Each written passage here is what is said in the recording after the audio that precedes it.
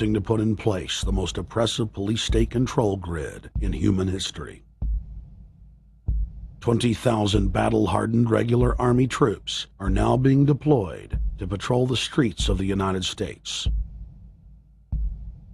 FEMA is now building giant camps in every region of the country, and the Congress has introduced bills like the National Emergency Centers Act, H.R. 645, which merges local governments and the police under federal control. And as we all know that have watched these things, they're ready for the riots. With these detention centers that are being opened up around the country, with state police training for riot control in the event of economic calamity and food riots, they know what's going on and they're prepared for it. So people better also prepare for it themselves. Anyone that's not prepared for what's going to happen, they deserve what they get, because there's enough information out there pointing to the problems, and they should take all precautionary actions.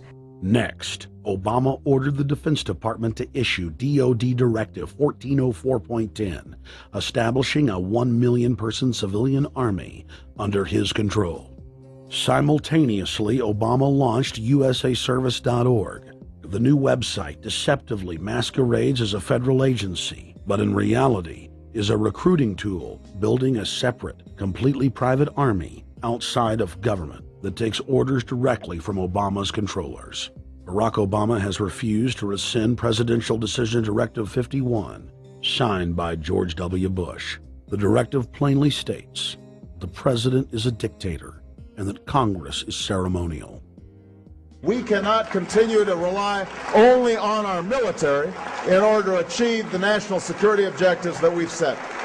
We've got to have a civilian national security force that's just as powerful, just as strong, just as well funded.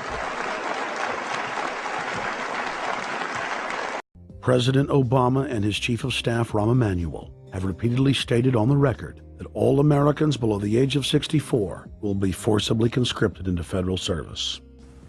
Citizenship is not an entitlement program. It comes with responsibilities. Everybody somewhere between the ages of 18 and 25 will serve 3 months of basic training and understanding in a kind of civil defense.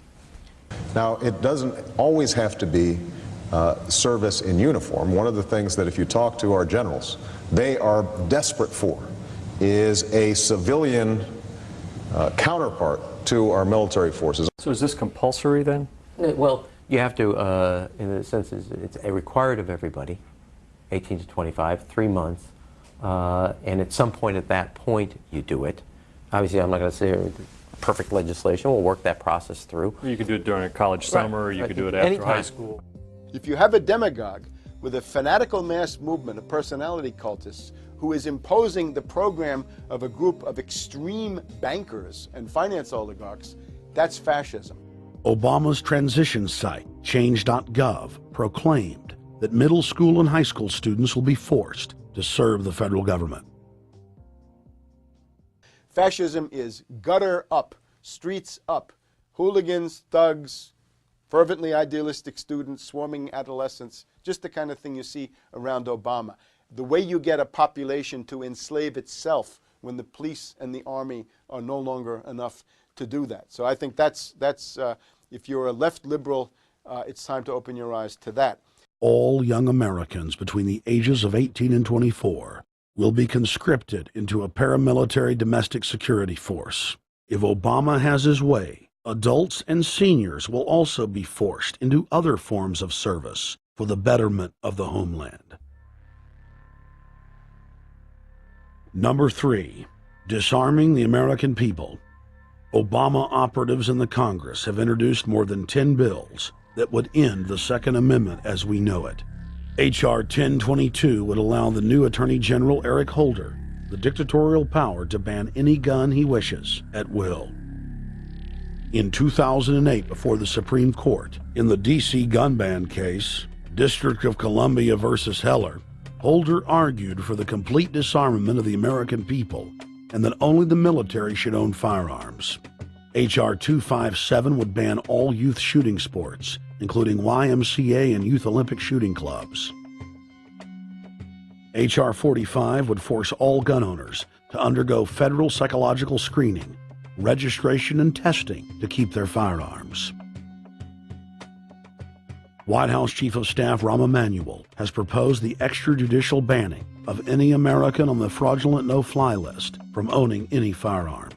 That is, if you are on the no-fly list because you are known as maybe a possible terrorist, you cannot buy a handgun in America. Over 25,000 Americans are added each month to the no-fly list, which numbers over 1 million people who have not been charged or convicted of any crime. It's a case of mistaken identity for a 5-year-old boy from Normandy Park. He had trouble boarding a plane because someone with his same name is wanted by the federal government. King 5's Mimi Jung is live at SeaTac Airport to explain. Mimi. Lori, it's hard to believe that a 5-year-old could be considered a threat, but that's exactly what happened here at SeaTac last week when Matthew Gardner showed up for a flight to LAX. As 5-year-olds go, Matthew Gardner is about as harmless as you can get.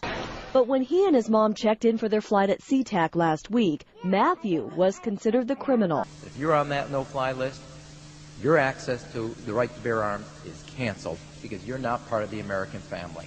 You don't deserve that right. There is no right for you if you're on that terrorist list. And even though this Matthew Gardner is only in kindergarten, TSA workers still conducted a full-blown search. They searched all of our belongings. They took everything apart piece by piece. Nadia Counter says it wasn't easy being treated as a possible threat to national security. I picked up my child to give him a hug and tell him, it's okay, we're doing fine. And they reported to me that I was not allowed to touch him. He was a security risk, and they had to research me to make sure that I had not obtained any materials from him. Number 4, massive restrictions on the First Amendment guarantee of free speech. The President, Congress, and the FCC have announced plans to not only curtail speech on talk radio and newspapers, but to also regulate speech on the internet through the Orwellian-named Fairness Doctrine.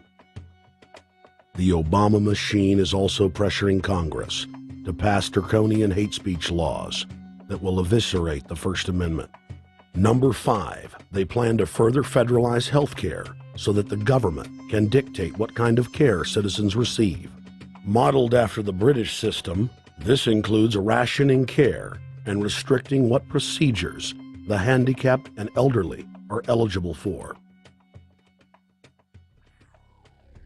Number 6, Obama is already pushing to expand the Department of Defense budget and to station more U.S. troops overseas to encircle Russia, China, Iran, as well as setting up bases in Africa under the pretext of humanitarian aid, and dominate and occupy Africa through AFRICOM. So we're taking your phone call, seeing what you think of Barack H. Obama. Is he a Judas goat? Is he a front man? Is he a betrayer? Let's go to Anthony in Georgia. Anthony, what's your take on Barack Obama?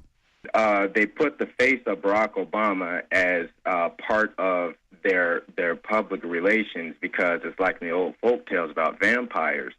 A vampire cannot force his way into somebody's house. It's against some kind of metaphysical law. So the vampire has to persuade the resident of the household to open the door and invite him in. So they're going to look at the peephole at Barack Obama, which looks like them and appears to be on their side. They're going to say, okay, here's my ally. Let me open the door and let me let this person in. And then Barack Obama is just, of course, a front man for the American empire, where he's going to have the entire U.S. Navy, the entire U.S. Army, and the entire U.S. Marines under AFRICOM command.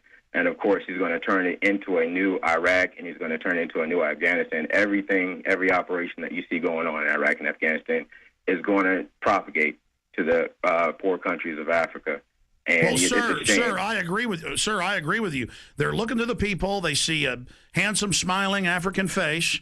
He's all, hey, I'm from Kenya. And then it's a total bait and switch. But it's the same thing here in the United States where they would get sellout Native American chiefs to sell out their people. This is the oldest trick